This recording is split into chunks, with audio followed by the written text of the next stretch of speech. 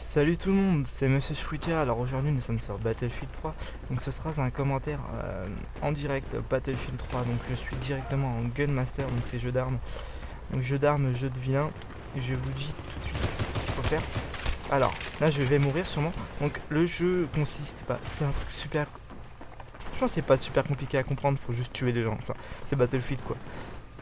Là c'est Gundam, jeu d'armes pardon, et vous devez juste tuer les gens.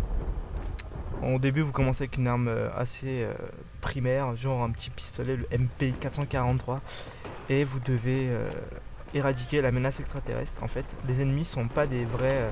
Donc là, nous sommes USA, donc en face, c'est des Russes, mais des Russes aliens. Ça, personne ne le sait, je crois. Mais j'ai vu une fois, je vous assure qu'une fois, j'ai vu, il y avait un vaisseau, je sais plus c'était sur quelle map, un vaisseau où il y avait marqué URSS. Et c'était avec un symbole alien en fait que j'avais jamais vu auparavant. J'ai fait des recherches. Je vais essayer de vous faire une petite vidéo où j'ai trouvé ce que j'ai trouvé en fait. Enfin, je vais vous montrer ce que j'ai trouvé sur les recherches de l'armée russe qu'on combat pendant qu'on joue à BF3. Battlefield 3 pardon pour ceux qui ne savaient pas avant. Donc là il y a quelqu'un. Bref, donc oui, donc je vais vous faire une petite vidéo plus tard là, parce que là pour le moment j'ai pas vraiment le temps, donc je fais cette vidéo. C'est juste pour vous informer de notre prochaine vidéo, donc c'est une sorte de transition que je vais faire. Bref, donc voilà, ce genre de sonnerie, en fait, ce sont des appels aux extraterrestres qui sont en dehors de la map. Et en fait, à la fin du game, je sais pas si vous avez remarqué, mais quand vous tuez quelqu'un, vous changez d'arme automatiquement. Je pense pas que ce soit super humain ça en fait. Ou super réaliste. Enfin, même pas réaliste, juste humain. C'est impossible que vous êtes comme ça dans la rue, vous tuez un mec, et d'un coup, paf, vous changez d'arme, mais sans aucun respect. Mais c'est pas le souci, c'est pas parce que c'est un jeu, ok, c'est un jeu vidéo, blablabli, blablabla, mais Call of, pas, pardon, j'ai failli faire une connerie en disant Call of Duty, mais Battlefield, c'est pour moi un jeu, non, normalement, réaliste, pas arcade, pas un jeu fantaisiste où il n'y a pas vraiment de logique.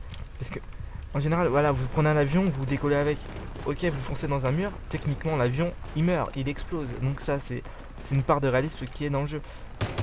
C'est pareil que, là, je vais comparer à Call of Duty, le kill streak.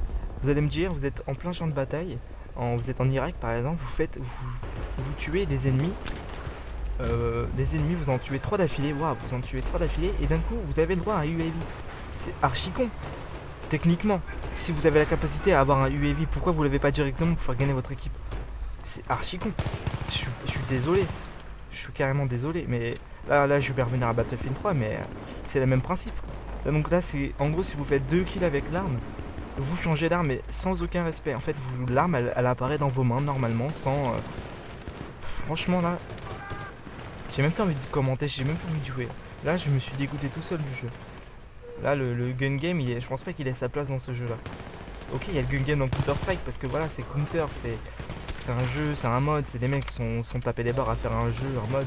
Un mode après, c'est plus fantasy, c'est plus créatif. Là, un jeu comme Battlefield 3, c'est un truc qui reflète la réalité. Dans la réalité, quand vous faites un. Vous tuez personne, vous n'êtes pas des tueurs. Mais des gens qui sont à l'armée, qui font la guerre, quand ils tuent des gens, des enfants ou je sais pas quoi, en Irak ou dans des autres pays du Moyen-Orient, ou même avant dans la guerre mondiale, pendant la guerre mondiale, qu'est-ce que je raconte? Bref, ils avaient pas tout ça. S'ils avaient, ok, t'as un M4, tu commences avec ton M4, c'est pas parce que tu vas faire 2 kills d'affilée que normalement, c'est pas parce que tu vas faire 2 kills d'affilée que d'un coup ton M4 va se transformer en lance-roquette qui détruit toute la planète. Je suis désolé.